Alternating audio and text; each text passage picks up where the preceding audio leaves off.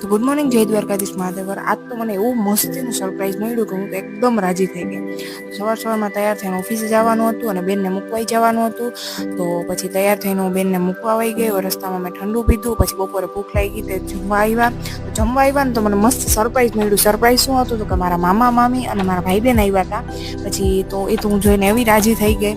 પછી હું શિવ અને વૈદેહી દાબેલી બનાવી હતી, એટલે દાબેલીનો મસાલો લેવા ગયા અને બ્રેડ લેવા ગયા. તે મસ્ત કેક હતા, કેક ખાવાની મરજી થઈ ગઈ. પછી ઘરે આવ્યા તો બધા છોકરા રમતા હતા. શિવે એને બધા રમવા માંડ્યો અને પછી અમે દાબેલીનું તરબૂચ ખાધું.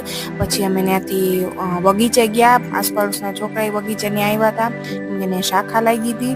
પછી ત્યાં બગીચા એ બધા રમતા હતા અને એન્જોય કરતા હતા. પછી અમે બધા મસ્ત પવનમાં બેઠા, એવો મસ્ત પવન આવતો હતો, મજા આવી ગઈ. પછી મેં મારી ફેવરેટ જગ્યાએથી આઈસ્ક્રીમ લઈ લીધી અને ઘરે આવીને બધાએ મળીને આઈસ્ક્રીમ ખાધી. તો આજના દિવસમાં તો બહુ મજા આવી. કાલના બ્લોગમાં મળીએ. Bye bye.